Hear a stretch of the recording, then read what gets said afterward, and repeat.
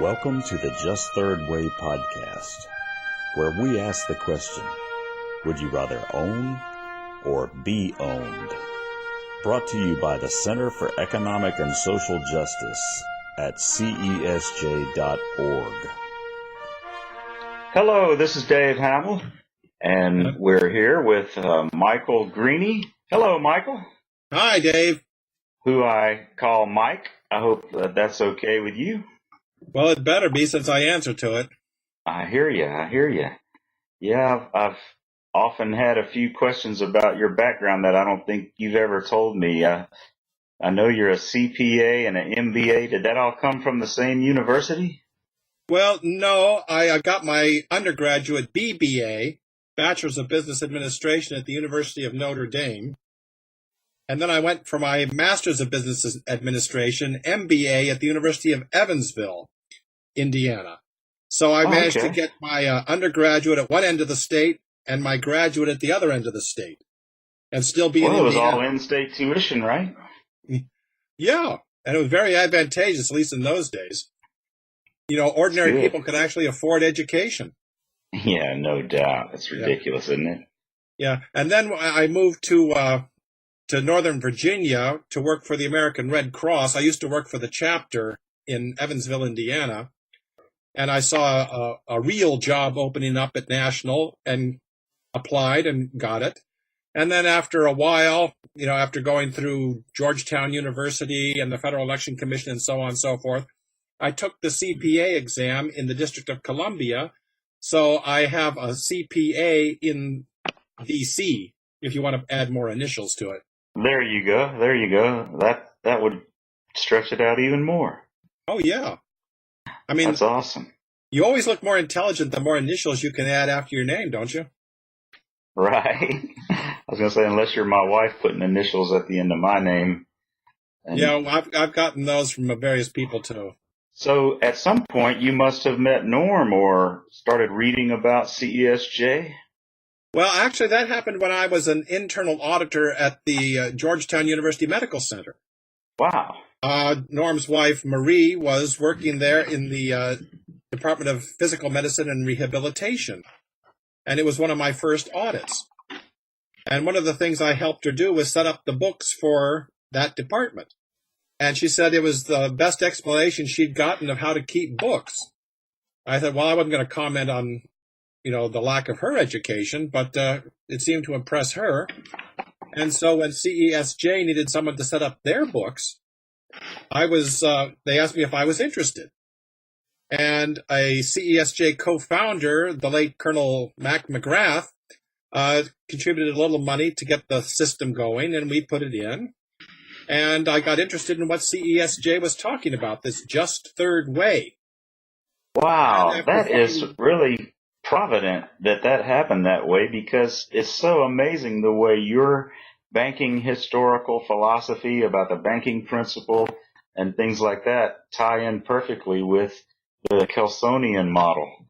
Well, from my point of view, that's not coincidence, because it's all based on common sense. So one system based on common sense is going to agree with another system based on common sense. Well, that would all be wonderful, except there's so few others that are based on common sense, though. Well, yeah, but that's another issue. It was like two needles in a haystack found each other, Yeah, well, it's easy to do when you have a magnet like the just third way. There you go. Wow, that was quick. Now, we did not even rehearse that. But then again, that's how it usually goes when you talk to a genius. Or even to me. Well, I'm not going to, stroke your ego too much, but Mike is a member of Mensa, and I believe he's one of the members of Mensa that deserves it. So, but I guess everyone already knows that by reading your blog. Well, we won't go into that, especially the deserving to get into Mensa. I mean, I read the letters column in the Mensa Bulletin. Sometimes I think, what planet did they come from? That's funny. Yeah, it's like they talk another language sometimes.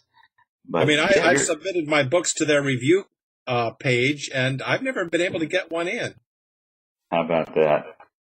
But you head up their Irish member group, right? Well, yes and no. I'm supposed to be the coordinator of the group, but the former coordinator, who got sick, frankly, was supposed to send me names and addresses, and other people were supposed to send in their current emails and that sort of thing, and no one ever did. So after I kept up the new newsletter, I had turned it from a hard copy that you had to mail out and spend lots of money on to an e-zine sort of thing on a free blog, provided by Google, and no one ever visited it. No one ever sent me material. No one ever sent me, their addresses or anything else. So I just kind of let it slide. Yeah, I still have a lot of business cards printed up, but as far as I know, I'm the only member. That's funny. I am, however, a member of the local division of the Ancient Order of Hibernians in Arlington. Oh, wow. Yeah, it's the division number 1 in all of Virginia. And if About anyone that. is listening of Irish birth or descent and is a Catholic in Northern Virginia, and is male, we invite you to look into that. I think we have a web page someplace, but don't ask me where it is. I'm just an officer. I show up for meetings, and that's about it. Well, I'm not going to even approach the question of why you said they have to be male, because Well, it's a fraternity. If it was a sorority, the women could join. There is a ladies' Ancient Order of Hibernians. Okay, well, that's so good. We're not That's discriminating against anyone. It's just that if you put men and women into a room together, you'll never get any business done. That's interesting. I never thought about that. Yeah, well, they'll be too busy trying to be nice to each other and socialize. I said, well, yeah, but we're here for business. I hadn't thought about that. I know that my mom is involved in a, service sorority, and she enjoys doing stuff with the ladies, and never thought about why they're sexually segregated, but that does make sense. I didn't know even what the name Hibernian meant. There was a bank when I grew up in New Orleans, Hibernia Bank, so that's associated with Ireland.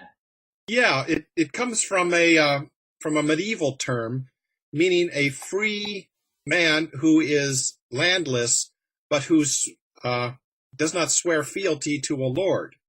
There you go. These were called Hibernici. Ireland, which in ancient times and early medieval times used to be called Scotia, gradually became known as Hibernia. And the place where a lot of Irish went in the north of Nova Britain Scotia. came to be I called thought you were going to Scotia. say they came over to the new world and went to Nova Scotia, but go ahead. Well, they did that too. Right. But see, in ancient times, what we know today as Scotland was called Caledonia. Okay. And what we know today as Ireland was called Scotia. And then later, when a lot of Irish moved into Scotland, they called it Scotia, and Scotia became known as Hibernia, and then Ireland. Interesting. Have you ever thought about going on Jeopardy? Well, yeah, but I'm too smart for them. I don't want to show them. That's funny. Actually, I was on a game show in high school. It was a team type of thing. It was called Classroom Quiz. I got all my questions correct, but one of my other two team members flubbed up a question. And to this day, I remember what it was. He didn't know what maudlin meant. Oh, okay. And I kept saying to myself, Leonard, it means overly sentimental. Just say overly sentimental. He says, I don't know. You could have guessed. Oh, well. I won't embarrass him by giving him his last name. There you go. Well, we can't all be walking computers, but I'm hoping that none of us will be. Yeah, Although there are walking computers, let's hope that ordinary people own them so that they can get the income generated by the walking computer rather than to have just a few people own them. That's true. It doesn't matter how far computers advance, which is scaring a lot of people, as long as a lot of people own them. Because if you own them, you control them. As Louis Kelso once said, ownership is control in all codes of law. Yes. So who cares if a machine is smarter, bigger, and stronger than you as long as you own it and can tell it what to do? That's true. It's funny, there is a lot of moral issues that are being approached for the first time. Questions like, the one that everyone says, what if they get so smart they realize they don't need us? But I was talking to, on the ownership subject, I was talking to some crypto guys the other day, and they were talking about, self-driving cars or servant robots that, worked for various people, and they had their own crypto wallet so that you could pay them and they could go and get their own, parts and repairs and things like that. I'm thinking, okay. Yeah, but see, they're not addressing the main issue here. Human beings are self-justifying their existence. Why does a human being exist? Well, to become more fully human. More human.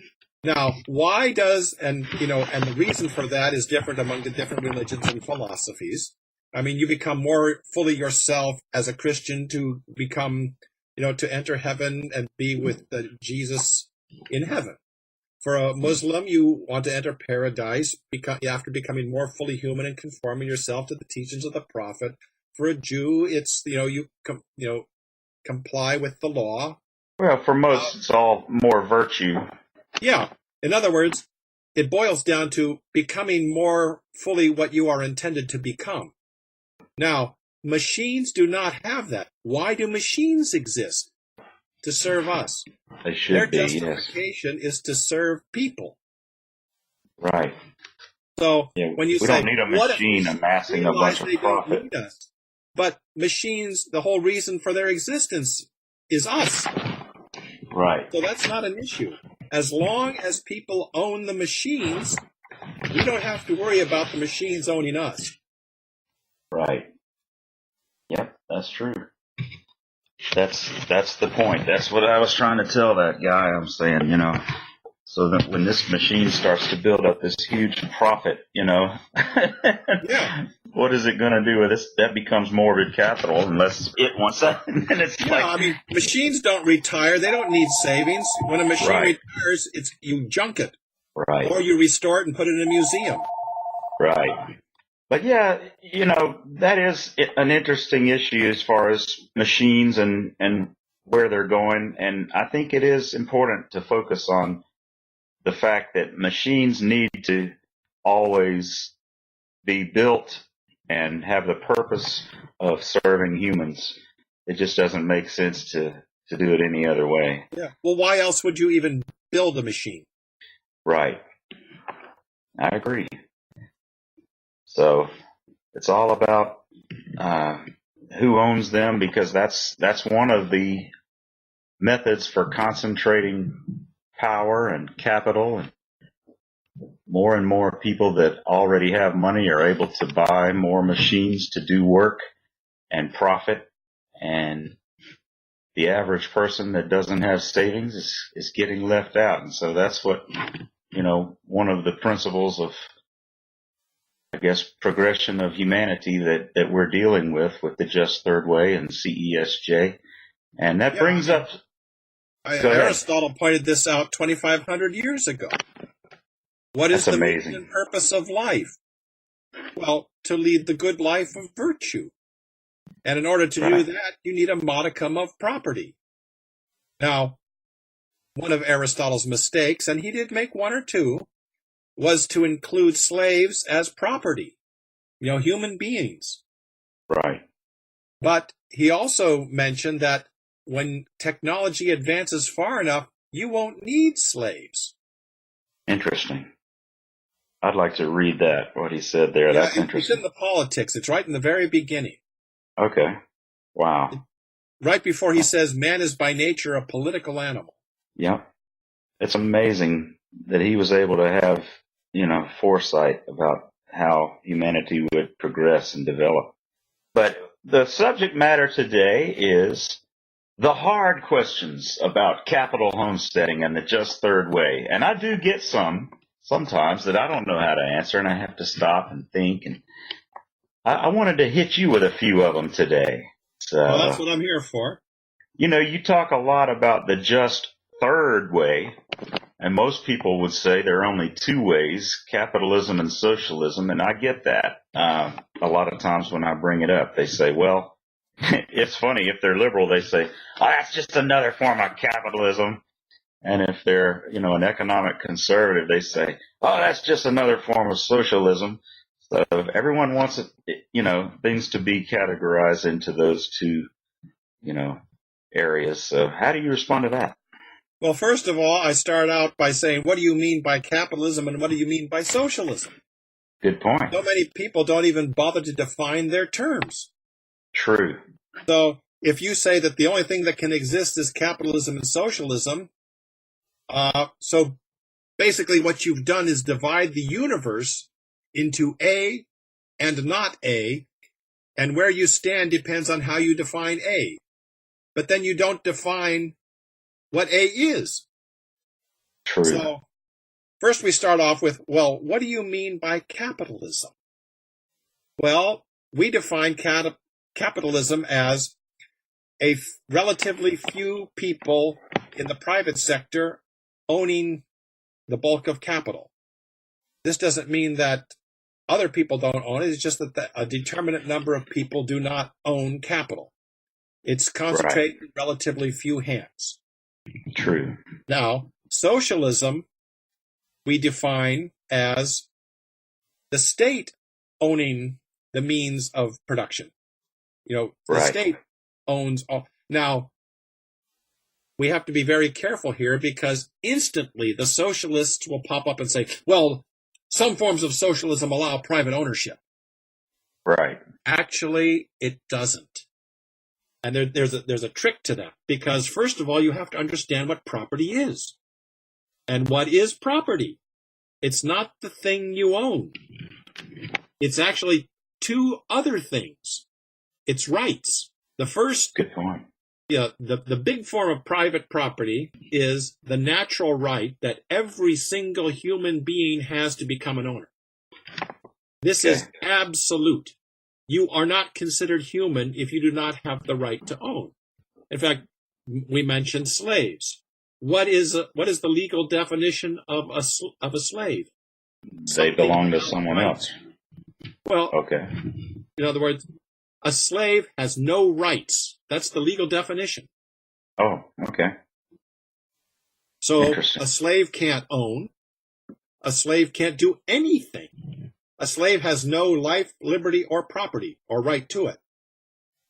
Now, the owner of a slave may say, oh, I will let you live, and I will let you do what you want, but ultimately, I'm the one who says what you can do, or even if you can be alive. And in fact, in ancient Rome, it was common to assign property to slaves.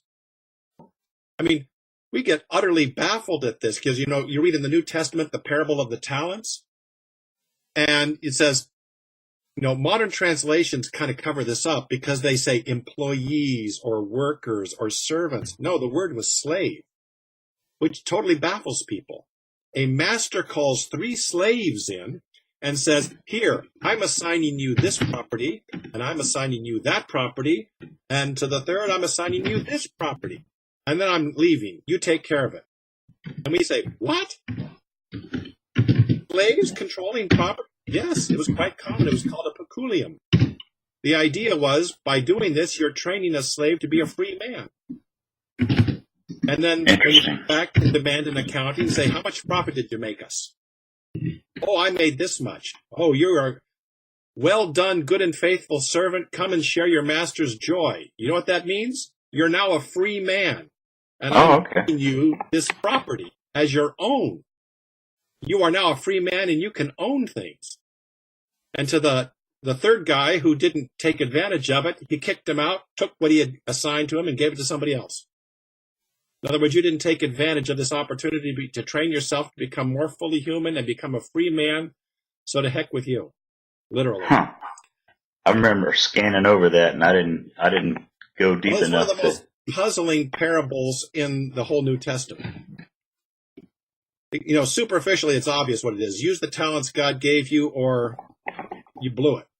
Right. Now, so the right to property is inherent by nature in every single human being. It's absolute. You can't take it away. The rights of property, however, they're a social thing. They're socially determined. The community, the state, or whatever has the... Unfortunately, the state too often, I might add. What's that? I said, unfortunately, the state has say in that too often. Yeah, well, we can get to that later. That's another whole subject there. Right. Yeah. See, but property is divided into two things. It's the natural right to be an owner, and it's the socially determined rights that define how an owner may exercise or use what he or she owns. Right. Now, in other words, not to get into the whole gun issue or the Second Amendment issue, but you can have the right to own a gun. Right. Does that mean you have the right to own a machine gun? Do you have the right to do anything you want with that gun? No. Right. So, can't carry it into a courtroom. Yeah. The state has the obligation to define the lawful exercise of that right. Now, that's all we're going to say about that because we don't want to get into that. Oh, yeah. That's a nightmare what is more right now. important, with respect to this discussion, however, is socialism does not recognize that every single human being has the inherent right to be an owner. The state may allow people to be owners, but that is not a natural right in socialism. The state may find it convenient or expedient that people have private property in capital, but it's not a right. They can take it away at any time. Now, capitalism doesn't abolish private property. It just makes it very difficult for most people to exercise the right that they allegedly have. Capitalism will pay lip service to the natural right, but it won't do anything to make certain that people can exercise it. What capitalism does is say, only a few people are fully human. The rest of you have to be taken care of by us or you can go away. We don't care what you do. Right. Socialism says, everyone's fully human, but not human in the right way, so the state has to take care of you. You're not allowed to take care of yourself. Interesting. See, this is the basic problem with socialism, and this is why, for instance, the Catholic Church condemns it. It's not because socialism abolishes private property, although that is a very big thing. It's what that abolition of private property means. Socialism denies that human beings have natural rights. It all comes from the state. So what the Catholic Church does is say, we condemn that because that is a theory of society utterly foreign to Christian truth. And you might ask, is it Islamic truth or Jewish truth or Buddhist truth or anything else? Human beings, as human beings, have rights. The collective, which is an abstraction created by human beings, does not have rights except when people give it to them. It's not the other way around. True. And yet, if you look at American jurisprudence from, say, the notorious Dred Scott case back in 1857, the opinion in the Dred Scott case was that the state decides who's a human being. That was the beginning of problems right there, wasn't it? Oh, yeah. One of these days I want to write a book about that. Because what happened was you had the Supreme Court in 1857 saying that some people aren't human, and then fighting a civil war, and then the 14th Amendment saying, oh, yes, they are human. And then in 1873, the Supreme Court nullifying the 14th Amendment. Was that Slaughterhouse? Yeah, the Slaughterhouse cases of 1873. I remember that was another key one that you wrote about. Oh, yeah. Norm's teacher, Norman Curlin, he attended the University of Chicago Law School in the waning days of the influence of Robert Maynard Hudgens. And one of the people Hudgens brought in was William Winslow Crosky, possibly the greatest constitutional scholar of the 20th century. And Crosky's contention was that the Slaughterhouse case was the worst opinion the Supreme Court ever handed down. Because they're human too, aren't they? Yeah. What it did was shift, the whole idea of who decides who is human to the state. the state decides who is a human being now, or a person. That's crazy. Yeah. He says, which meant that the Supreme Court basically gave itself supreme power. That's a bad precedence right there. Yeah. So to try to make the long answer a little bit shorter, socialism is one thing under many names. I mean, they call it all kinds of stuff: welfare state socialism, Fabianism, democratic socialism, religious socialism, all these kinds of things. It boils down to one thing: human beings only have the rights that the state gives them. Capitalism is almost as bad, but not quite, because it does admit that some people have rights. Yeah. Just not all of us. So when you say that the only thing that exists is capitalism and socialism, you're saying, oh, so it's a choice between only a few people having rights and nobody having rights. What about a third way, a just third way, in which everybody has rights? Amen. So how long, it only took me 10, 15 minutes to answer a very simple question? Well, you have to go into the background, like you say. I mean, what are they talking about? And that is the issue, because so many people have a sort of an emotional attachment to a word that, capitalism is something they support, for example, and they have in their mind a feeling about it. And when something doesn't feel like capitalism that they're familiar with, then they're going to be averse to it. But just because... Well, here's the ironic part, is that socialism is one thing under many names. Capitalism is many things under one name. So who knows what the heck you're even talking about? That's right. In fact, did you know that the socialists were the ones who invented both the terms socialism and capitalism originally as pejoratives? Oh, yes. I mean, even the socialists at first thought socialism was a bad thing, but they originally meant only the exact extreme opposite of individualism. Right. I think Marx was the first to say capitalism also, wasn't he? I don't know. But whoever it was a criticism. I did look into the origin of socialism. It was first used by a French socialist by the name of Pierre Leroux in about 1833 or 1834. And he used it initially as a pejorative, but then he said by the time Marx wrote, about 10 years later, it had come to mean all forms of what they called the democratic religion. See, socialism was initially promoted as a religion, as a replacement for, the traditional churches. They called it the democratic religion. And there's actually they said it in French, which I can't pronounce properly. Right. But Marx was so fed up with this, why are you mixing religion in? I mean, Marx just hated religion, period. It wasn't just the organized religions. He also looked down on the socialists because they were trying to come up with a secular religion. He says, why even bother to have religion? So he came up. Now, prior to Marx, the terms socialism and communism had been used pretty much interchangeably. If you were a socialist, you were a communist. If you were a communist, you were a socialist. What Marx did was say, no, communism is scientific socialism. We're getting rid of all religion. That's why, in 1937, Pope Pius XI issued an encyclical Divini Redemptoris on atheistic communism as a follow-up to Quadragesimo Anno in 1931, which condemned all forms of socialism, both socialism and communism.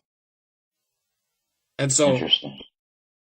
So socialism is, according to Marx, was just soft communism. Communism was the pure socialism. And that is another issue, too, when you talk to people about the problems with socialism. And like you said, it's, the state owns the means of production. And they'll respond, well, there's actually never been a good execution of the concept of socialism. It needs to be done so that there's this association that controls the decisions of, it's like, Oh, yeah. I mean, it's always easy to say, well, the only reason that System X has never worked is because it wasn't implemented properly. You give me the power and all the money, and you'll see it done right. Right. And then you'll see that is the key. The one thing that we're saying, it's hard for me to play devil's advocate because I get carried away in support of you. But the one thing that we're saying is the difference is who actually owns and controls. And if it's broken up into everyone, that's the only way to solve the problem. Well, yes, because, as Daniel Webster and countless other politicians and statesmen have pointed out through the ages, power follows property. If you don't own something, for your income and to keep your life going and to give you power in society, you're utterly at the mercy of somebody else.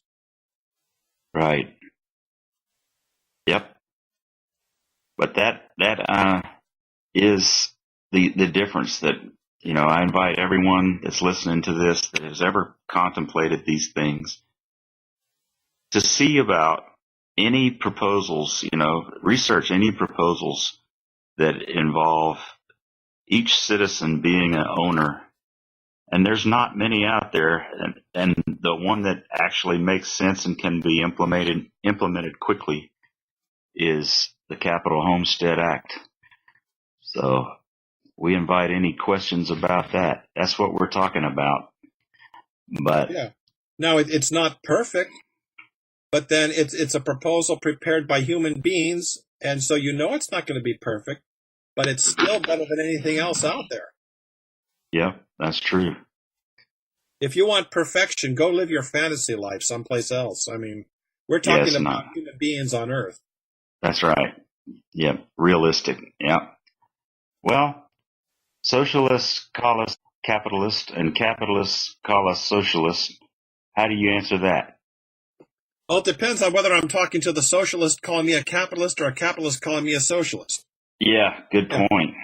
We'll start with the capitalist calling us a socialist. Right. Well, first of all, I have to get back to the first question you raised is, well, how do you define capitalism? Right. So let us assume that he defines capitalism as a few people owning the means of production. Someone like Michael Novak used to define what he called democratic capitalism, which was a lot of people owning the means of production. Right. Well, since what we advocate is widespread capital ownership, and the socialists advocate abolition of private property in capital, how on earth can we be socialist? Because as Karl Marx defined communism / scientific socialism, he says, the theory of the communist can be summed up in the single sentence, abolition of private property, and you have to mentally complete that in capital. So We're talking about widespread ownership of capital. How can we possibly be socialist? Exactly. Now, of course, that's the easy answer, because it's always easy to respond to a capitalist by saying, socialism abolishes private property. We're talking about everybody having private property. How can you call us a socialist? It doesn't make sense. The difficult people are the socialists when they say, you're a capitalist. Well, again, how do you define capitalism? Right. Okay. If you define it as a few people owning the means of production, which was what Karl Marx meant by it, and most historical socialists, then again, we're not capitalists because we're talking about widespread ownership.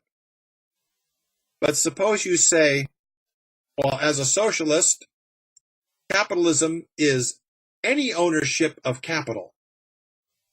And which would include... Then in that sense, we are capitalists. Well, if you accept that definition, but what is paradoxical is that someone who calls himself a distributist quite frequently will call us a capitalist, and then we'll say, well, what is distributism? Oh, that's a policy of widespread ownership of capital. Which is capitalism. Yeah, as G.K. Chesterton used to say, he says, well, if use of capital is capitalism, then everything is capitalism, even socialism. That is true. Again, comes down to, how do you define your terms? Yep. Most people, a friend of mine who teaches philosophy at a small college in upstate New York, teaches philosophy, he says, most of these students that come into his class throw around terms that they have no idea what they mean. They operate almost exclusively on emotion. He says, once he tries to steer them back to reason, he says, they either go completely off the wall or they start to bring themselves into reality. He said, if you don't know what you're talking about, how can you talk about it? Exactly. So that comes back to what I was saying too. It's they can't define something. It's more their feeling. Well, I feel that capitalism is this, and what you're saying makes me feel this. So. Yeah, it makes me nervous. Which is right. an emotion. Yeah. So if you don't start by defining your terms, what follows is not going to be worth very much. Right. You may get some new insults out of it, but you won't get very much information or knowledge. Right. Well, those are good points. And I thought of a few new ways to talk to people about, when a socialist calls us capitalists. So that's helpful. I actually looked up something because we had talked a little bit about what we were going to say, and you just mentioned one of them, and that was democratic capitalism. And I actually found a website for a guy named Ray Carey. Have you ever heard of him? Yes, I get his newsletter occasionally. Okay, yeah, and evidently he wrote a book called Democratic Capitalism. He was evidently a former CEO of ADP, the payroll processor. So, someone like that probably could see how, technology, we could break up, shares and offer them to people through their pay, and that's why he's an advocate of things like 401k and ESOPs. Yeah. But in general, he's talking about a broad range democratic capitalism, and how would you address if someone said, well, democratic capitalism is okay, but we don't want to have a program of central bank credit and things like that. How would you address someone who says something like that? Well, actually, it's very easy because we just go back again to the same thing I said in the first place. Definition. Right. The democratic capitalism sounds really good. Well, so does democratic socialism. In fact... Yeah, I've heard that too. Oh, yeah. And I recall one time I was researching something. I was looking into, again, Chesterton's distributism, Chesterton and Hilaire Belloc. Right. Promoted a system of widespread ownership. Well, in the foreword of one of the collected works, many volumes from Ignatius Press out in San Francisco of Chesterton's works, Michael Novak, to bring him in again, said, what Chesterton means by distributism is what I mean by democratic capitalism. Well, that's quite a proclamation. Okay, well, that sounds okay. But then, almost on the same day, I came across, in another book by Chesterton, a foreword by a socialist named Martin Gardner. And I looked at that and I read, it says, what Chesterton means by distributism is what I mean by democratic socialism. Oh. I said, well, now I'm confused. Yeah, it can't be both. There's no way. I learned back in grade school what they called the commutative property of addition. If A is equal to B and B is equal to C, then A is equal to C. Yep. Therefore, if democratic capitalism is the same as distributism, and distributism is the same as democratic socialism, then democratic socialism is the same thing as democratic capitalism. Right, exactly. Now, in algebra, you learn that you take out, the same terms to find out the equivalencies. So you subtract democratic from both those, and you find out that capitalism and socialism are exactly the same thing. Well, there you go. We've been kind of saying that the whole time anyway. Yeah. So, again, you can throw around terms like democratic capitalism or democratic socialism and say they mean the same, excuse me, as this other thing. Well, why don't you just, define your terms properly and use just third way and get away from the terms socialism and capitalism altogether? Exactly.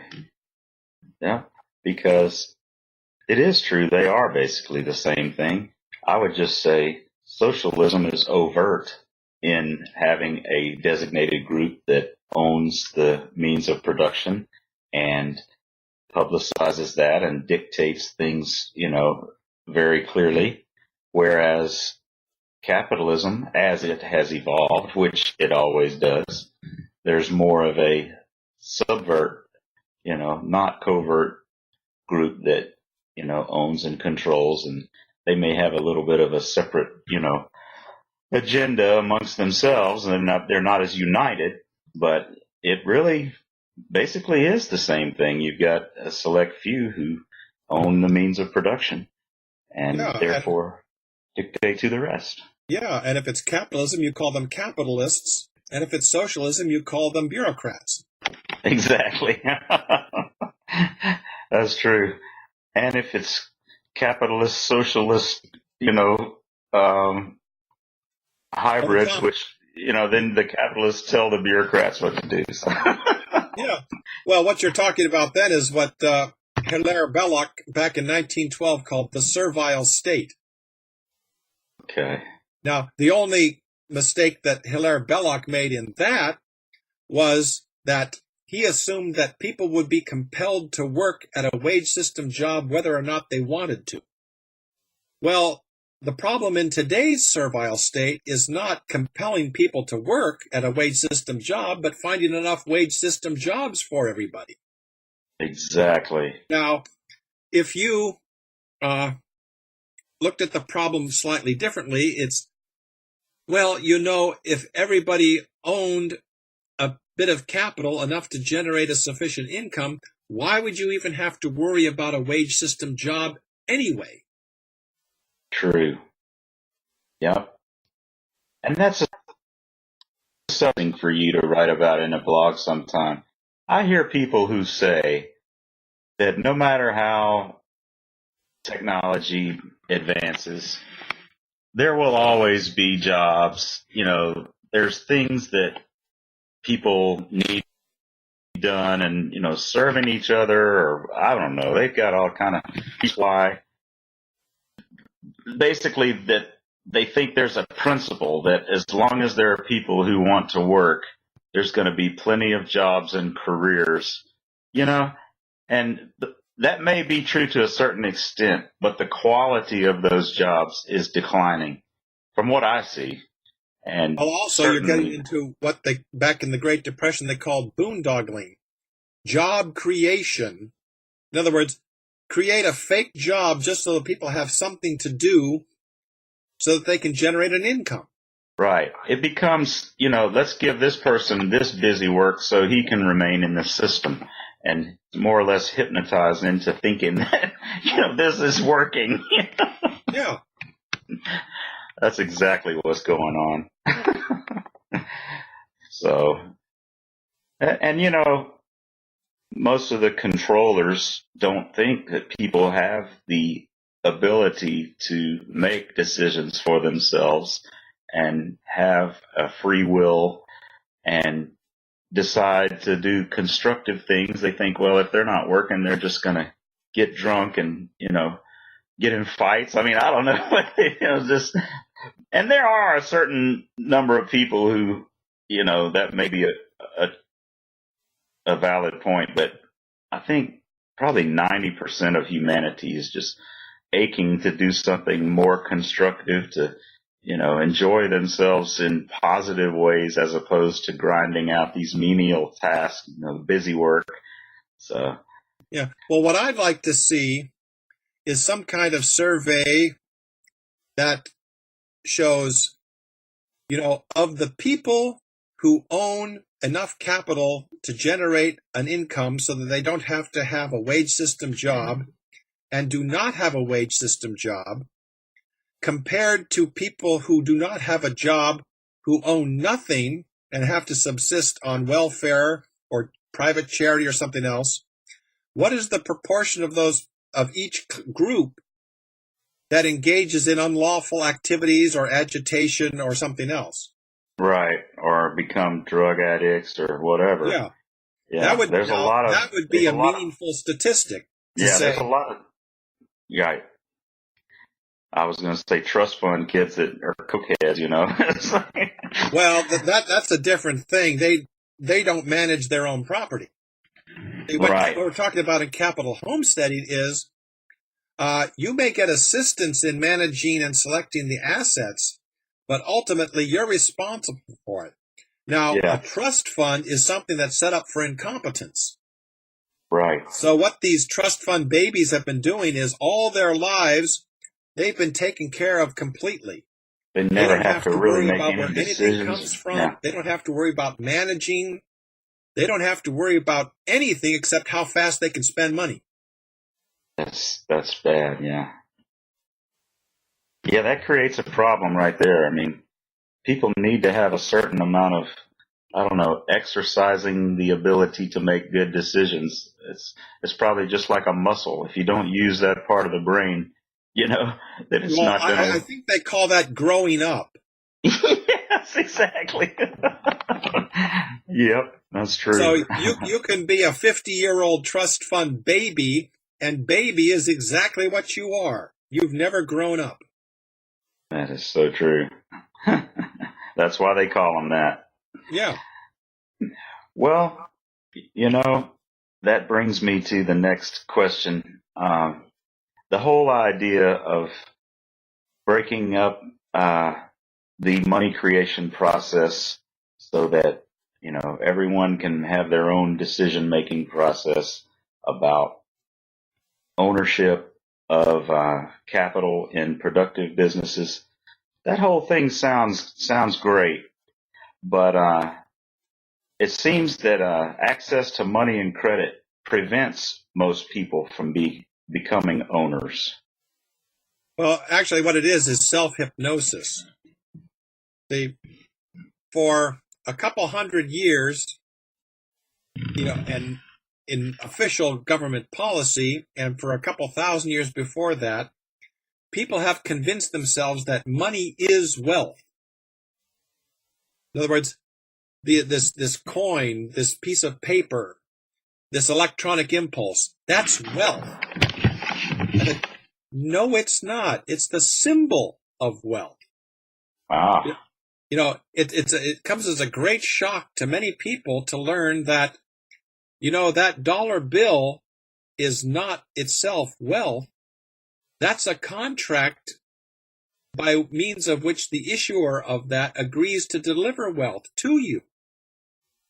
So are you saying that people think that if they just hoard money itself, that they'll be better off than as opposed to putting it to work? Well, actually, in today's society, up to a point, that's true. If you have a big sack of money, then you are better off than someone without a big sack of money. I mean, you just try to survive in the economy we have today without having this thing we call money to spend. Right. Take yourself back 200 years, however. Okay. And stick yourself out on a farm in the middle of nowhere, and you have a bag of gold and no tools. Are you better off than somebody who has tools but no bag of gold? No. Unless you want to move to wherever the city is. Yeah. And you produce what you need to survive using gold or with tools. Right, the tools. However, and that tells us how we can view money. Now, go into the city, and you've got someone who has tools but no gold, and who can't get a job. Well, and he can't just go over to a vacant lot and start, growing corn or whatever else he needs to survive, because someone else already owns that. Right. But if he has his bag of gold, he can go buy something at least. Right. In other words, to survive in the city, gold is the tool you need. To survive in the country, a plow and a shovel, an axe, and all those other implements are the tools you need to survive. Right. But what's behind the gold? Well, what should be behind it is something that produces something people can use. Food, clothing, shelter. So the real tools that gold represents are capital, productive assets, and even the goods themselves on occasion. But the gold itself, that piece of paper or the silver coin or the bill of exchange or the mortgage or the Bitcoin or whatever, that is worth only what you can buy with it. It is not in and of itself worth anything. Now, of course, we have to make an exception for gold and silver as metal because, industrially speaking, they're very valuable. Yeah. Gold, I understand, is a wonderful metal to work with. It just costs too much to be able to do anything with. But that piece of paper, the connections, yeah, that piece of paper, if it was not a contract to deliver wealth, and all money is a contract, just as all contracts are, in a sense, money. It's a medium of exchange. Money is how I exchange what I produce for what you produce. If there is no production going on, as what happens when the government just issues debt to back more money, then Irving Fisher, whom some people consider America's greatest economist, called it legal counterfeiting. And then, of course, he advocated himself so that he could inflate prices to recover from the disaster of from the crash of 29. Because legal counterfeiting's bad unless you're doing something that he wants done. Of course. He said, we have to reflate the currency, meaning you have to drive prices up so that he can restore his own wealth. No thanks. We will not engage in legal counterfeiting just to benefit a few people. What we need to do is restore a money system to which anyone who has a productive project that needs financing can get the money he or she needs. Because if you understand money as a contract, and a contract is money, then all you need is something to back that contract. And something, of course, to secure it, which we, instead of traditional collateral, see, no one wants to create money for somebody else unless they're sure that they can get it back. Because otherwise they're on the hook. They just made a promise to deliver wealth to somebody, and the person to whom they made the promise doesn't deliver the wealth to redeem the money that they issued. Well, they've been cheated. And that's what happens with credit cards so often. Well, yeah. I have another whole lecture on credit cards because that's pure consumer credit. Right. What we're talking about is productive credit. Right. Something that can be used to finance the formation of new capital, which will generate an income, repay the newly created money so it can be canceled, and make a profit for the person who, extended the credit to you. Because he provided a service, he deserves to be compensated. And then deliver income to the owner as long as the capital lasts. And that is the banking principle right there. Yeah. Basically, the banking principle is if you have something of value, you can turn it into a medium of exchange so that you can exchange it and engage in transactions. Right. And the currency principle is that they're creating a bunch of currency to try to match an estimated amount of productivity, and that's where you get into inflation and deflation and all the problems with trying to do something that's not a scientifically, Yeah. The currency principle is let's take a wild guess and try to figure out how much money we're going to need and hope that things work. Whereas the banking principle says, let's try and figure out some productive projects that we can put our efforts and time and resources into and hope they work. What's the better bet? Well, what happens with the currency principle is the money goes more toward the quick buck, like the speculation. And right now we've got these electronic trading, algorithms and things that do generate some money to pay back, but they don't generate anything actually productive, positive, long-term. There's no production of marketable goods and services. Right. It's basically the thrill of the gambling casino. Right. And also the money creation goes to, like you were saying, the consumer debt. So those things tend to get more and more and more attention, more and more of the creation. And so and people are so used to it, they think that it has to operate that way. Right. Yeah, that's insane.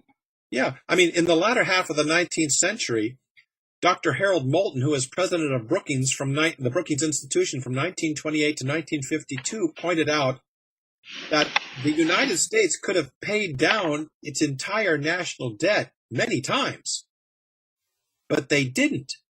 Why not? They like debt. Because they thought they had to have an outstanding debt to back the national banknotes, which was the reserve currency for the national bank system. Right. I thought, why did you need that?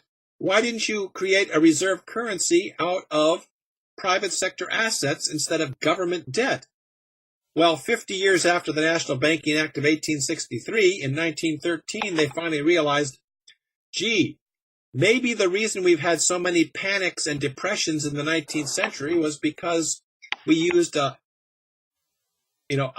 debt-backed reserve currency in fixed amount, they called inelastic, when what we should have had was a private sector asset-backed elastic currency, and came up with the Federal Reserve Act. Well, that got to operate the right way for about 2 years. Then came World War I, and all the politicians said, if we raise taxes to pay for the war, people won't like us and they won't vote us back into office. So what we'll do, the money. Yeah, what we'll do is we'll finance the war on debt. So we don't have to raise taxes. And they figured out a way through a loophole in the Federal Reserve Act to monetize government debt, which was strictly prohibited, both under the U.S. Constitution and the Federal Reserve Act. Probably still illegal. Oh, it still is. I mean, it's unconstitutional. The government does not have the power to do what they're doing. Yeah. But see, it goes back again to definition. By calling these things that they're issuing bonds, see, a bond is technically what they call a mortgage instrument. It's based on existing money. A bond borrows from existing wealth. So there is no what they call issuing bills of credit, which is a fancy word for saying government debt that is supposed to be, that creates money instead of borrowing money. And if you look in the enumerated powers of Congress in the Constitution, they deleted the words emit bills of credit, taking that power away from the government. See, it was in the Articles of Confederation, and that led to the debacle of the continental currency, which also wasn't helped out by the fact that the British were counterfeiting the continental currency and everything else. Yeah, they had it on a boat or something. Yeah, but the real problem was the fact that the government could issue money at will backed by its own debt. And that got out of control. So when they debated the new Constitution in 1787, they saw the words emit bills of credit, and they said, no way, get rid of that, because we do not want the government to have the power to create money. Well, to finance the Civil War, Treasury Secretary Salmon P. Chase figured out a way around that. And then this is how they backed the money for the next 50 years. Well, with the Federal Reserve Act, it was supposed to shift over to an asset-backed currency, that would be as much money as was needed in the economy by backing it with private sector assets, either through what they called the discount window or open market operations. They were never supposed to deal in government debt except to retire the outstanding debt that was backing the national banknotes. Well, along came World War I, and all of a sudden the politicians decided that it was better to create money to finance the war than to raise taxes. So they did. Now, admittedly, after the war, they started to pay that down. But then came the crash of 1929, and John Maynard Keynes, who said, oh, but government should issue its own debt and create money. This is the heart of modern monetary theory, based on the socialist principles of a man named Georg Friedrich Knapp. His system was called chartalism. In chartalism, the idea is that the government is the real owner of everything, and to supply the economy with money, it issues debt, and if there's too much money, it taxes it away.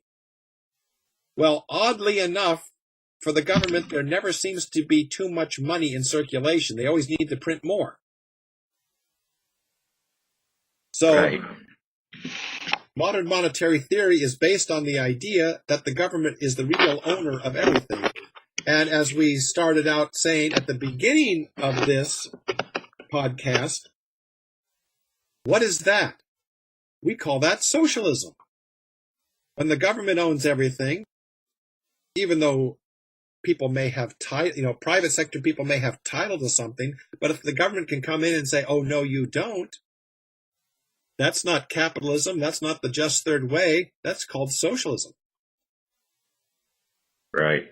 So the monetary reforms that we're talking about would restore an asset-backed currency that the government could not manipulate. And that would be so regardless what form it took, whether it was a cryptocurrency or a dollar bill or a token metal coin or a checkbook. As long as the government cannot fiddle with the standard or issue more money backed by its own debt, the world's going to be a lot better off. Right. And if we did it tomorrow, the government needs to be there to enforce that the contracts are, not cheating, not deceptive. I believe in the Constitution they can establish weights and standards, of course, like of gold and things like that, and that follow that principle out. They're the ones that can say whether someone is a crook in the way that they're constructing a contract and things like that. So, they have a purpose. Yeah, and that's why if you look at it, setting the standard for the currency is under weights and measures. Right. They're supposed to set the standard. They're not supposed to create money. Right. They're supposed to tell people, if you create money, this is the standard to which you have to adhere. But restoring an asset-backed elastic currency is not the only thing that's necessary. You still have to have expanded capital ownership. In other words, otherwise you're going to get stuck in the position of, well, we have to keep on creating money to pay people to do jobs that they don't need just to get them income. Well, there's a better way to get people income. It's to own the capital that's creating the marketable goods and services. That's true. And it's gotten so out of hand. I think it is possible that we could see a total collapse of the system. And what we're advocating is a gradual change to a system that works for everyone, so that we would not have to go through the pain of a debilitating crash. Would you agree with that? Yes. And in fact, there are historical precedents.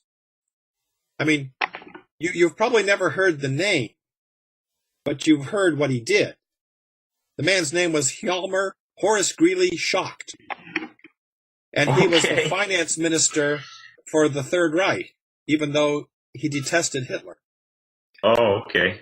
But what he did after World War I was he was the man who figured out a way to stop the hyperinflation. I mean, you've probably seen the pictures on the internet or in your textbooks at school. Wheelbarrows of not just wheelbarrows, mountains of currency. Right. I remember seeing a photograph of two little girls holding up an American dollar bill, and behind them was this huge mound of German currency that Dutch equaled marks, $1 at that time. Wow. And what he figured out was a way to shift from this totally worthless currency. I mean, at the height of the hyperinflation in 1924, one U.S. dollar was officially worth 4.2 trillion, right? Now, you can't even conceive of trillion. How about 4.2 trillion? I forget how many zeros that is. That's crazy. So what he did was, well, I won't get into it. It's rather complicated. But he restored an asset-backed currency, and he did it overnight. That's now, amazing. We look at the astronomical national debt of the United States. What is it now? Who knows how many trillion? Right. And we say, we can never repay that. Well, let's go back to 1871 and the Franco-Prussian War. France lost. Prussia imposed an indemnity of 5 billion francs. And this was back when the franc was actually worth something. It was specifically intended to destroy France economically forever. They paid it off in 2.5 years. How did they do it? Yeah. They produced their heads off. And at that time in France, you had a lot of capital was broadly owned. You had a lot of small family-owned businesses and farms and factories. There were no big factories in France at that time. And they had a trump card, if you'll pardon the expression. Yeah, that's not too good to say right now. Yeah, a man named Louis Pasteur. Ah. The value of Pasteur's discoveries and in saving the French wool industry, wine industry, the chickens, and everything else, and cheese, the value alone was estimated to have been enough to pay off the entire indemnity to Prussia. Wow. Of course, it also didn't hurt at that time that all the nouveau riche in Great Britain and the United States wanted French products. So the French were producing their heads off, and they had a ready market for everything they could sell. And the means of production were broadly owned. They were making money hand over fist and using it to pay off the indemnity. And as a result, instead of destroying France economically forever, France entered what was pretty much a golden age for France. Yeah, I mean, we could pay off debt if we get productive. Yeah, at least until World War I brought everything down.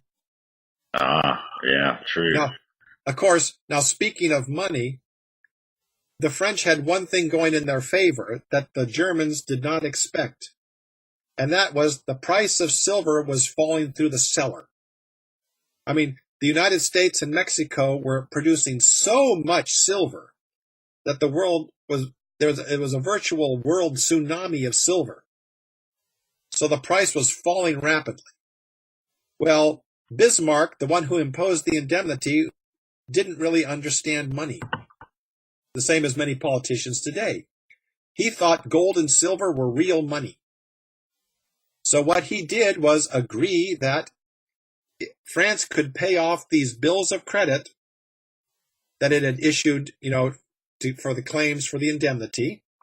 They could pay them off in silver 5 franc pieces, pretty much a silver dollar. So what France was doing was selling its products for gold, using the gold to buy silver that was getting cheaper and cheaper, minted into 5 franc pieces, which had maybe a couple of centimes worth of silver in them, and pay off the indemnity at full face value.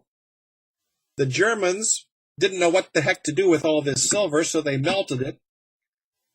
put it into bars, sold it on the world market for much less than they had accepted it for. They were taking a loss on all of this. France was turning around and buying the silver back and minting it into 5 franc pieces, which it then paid to Germany. So France was actually making, yeah, and it was all because Bismarck didn't understand money. France was making millions of francs off of the transaction. So Wow. in real terms, they probably saved 1 or 2 billion francs off the indemnity simply because Bismarck didn't understand money.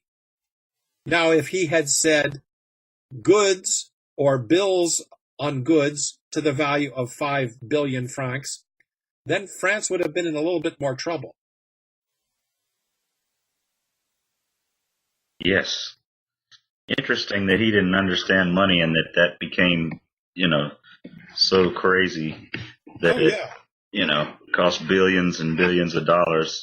But I wonder, I was going to say you couldn't do that now with the way the markets are instantaneous, but people are still pretty stupid at times.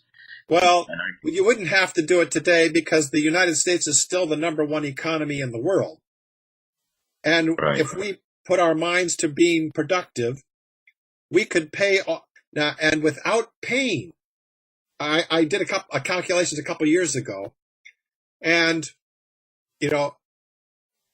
even taking into consideration, all the transfer payments and the social welfare and the social safety net and everything, maintaining that at the proper level, the United States could get out of debt completely within 3 generations.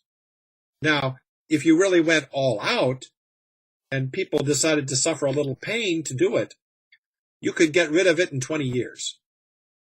Well, also, we haven't seen access to productive capital for, businesses that have capable, like my little business. I mean, I've got 5 or 6 guys that would come work for me, and some of them already have before. If I had the ability to, get some new equipment and, expand to some places where they need our services, there's so many examples of that. It's a lack of capital. And if we focused on, loaning money into existence for productive purposes, it would be so different than what we're doing now. I don't even think we could define how long it would take to pay things back. Yeah, I was being quicker conservative by saying if they just do it at the same rate as today, but that once people have the opportunity and the means, they are going to be productive. It's just natural for people to want to do something useful. Right. And if you want to see all these shootings disappear, all the unrest, all this, give people something useful to do. Absolutely. Yep, that's right. I totally agree. And I know we've been talking for a little while, so we'll kind of try to wrap it up. I did have one other question that I had written out, and it kind of goes along with that, transition type thing that I was saying. Not only is there an opportunity to not have a huge collapse and, a slow transition into productivity and paying things back, and also, but our overall proposal, it might sound confusing to some people because what I'd written down to ask you is, you say you want companies to be 100% worker owned, but then you want capital homesteading, which means other citizens that are not workers need to own shares. But I think your answer will probably be, we're talking about transitional stuff. Well, actually, whether it's transitional or permanent, it's the same answer. The fact is, technology is advancing. And that means that human labor is becoming less and less important, relatively speaking, to the production process. Now, human beings are the sole reason for production. So you can never say that human beings become irrelevant with respect to the production process, but they may be, their labor may be less important over time, and in fact it will be. So, for example, take the invention of the cotton gin. Before the invention of the cotton gin, it took you half a day to pick the seeds out of 1 pound of cotton. Wow. Cotton was a luxury item. Okay, the moment the cotton gin was invented, you could process bales of cotton in an hour. Hundreds of pounds, tons by the end of the day. The need for human labor to pick seeds out of cotton decreased enormously. Now, every technological advance, as Jean-Baptiste Say pointed out quite some time ago, over 200 years ago in his treatise on political economy, if it doesn't save labor or does not remove labor from the production process, why would you even use it? So what you're going to end up with more and more is capital-intensive companies with very few workers. Well, to generate a living income, you don't need, all that. I mean, let's see. Suppose you were getting a 10% return on your invested capital, and you needed $100,000 to, a year in income to live a really good life. You would only need $1 million worth of capital to generate that income. I think I did the math right on that. Okay. Now, suppose that the company you worked for that only had 2 people in it, and it had $100 million worth of capital. Well, why wouldn't you go out and get 98 other shareholders who weren't workers at that company, but who could be owners of it and get the income? So the more capital intensive your economy becomes, the more owners you're going to need and the fewer workers. Right. So you can have a company that is 100% worker owned, but also have shares outside the company that are owned by other people. In other words, by 100% worker ownership, you mean 100% of the workers own, not that the company is 100% owned by the workers. Right. It makes sense, because otherwise you're saying that, in other words, these 2 guys who own this $100 million company can get all this money that they can't even spend, when if they had 98 other owners, all the money would be spent, which is good for the economy. Yeah. Well, also, we talk about right now how a company can be 100% worker owned and enjoy no federal income tax in the United States. And we do have laws right now that allow that. And I would encourage anyone, if their company is considered such, to contact Mike and Norm. They actually have a consulting business called, help me out, Equity Expansion International. Equity Expansion International. So yeah, they can help you set such a thing up. www.eei-consultants.com. Awesome. Now, yeah, it is not connected to CESJ, which is a nonprofit. Right. It is a separate group that includes a lot of other people besides Norm and myself. There's Dawn, of course. She is absolutely key. She's our justice-based management, I was going to say guy, but person. And there's Joseph Racinos, who's around, and a few others. You'll see them on the website. Right. But I was just going to say that although there are some laws in place right now that support what we're talking about, eventually there needs to be some other laws that help, establish the ability to break up ownership as is best for society. Oh, of course. And have incentives for the business accordingly. So just because those don't exist right now doesn't mean that, we're talking about some kind of conflict between the worker owner and the citizen owner model. Oh, no. I mean, right, under current law, most of this stuff applies to corporations. But there's nothing to say that a cooperative or an association or some such thing shouldn't have the same rights if you build them into the individual person rather than into this artificial person we call a business enterprise. Right. Absolutely. Well, I'll tell you, there's so much potential for ways to structure things. I encourage people to get educated about these subjects. We have proposals on the CESJ website for citizens, land cooperatives. What is the latest term for that? I'm not quite sure. It seems that every time I manage to memorize a term, we refined it again. Right. I'm sorry. I shouldn't have brought that up. You can bleep that out along with the cough I'm about to do. There you go.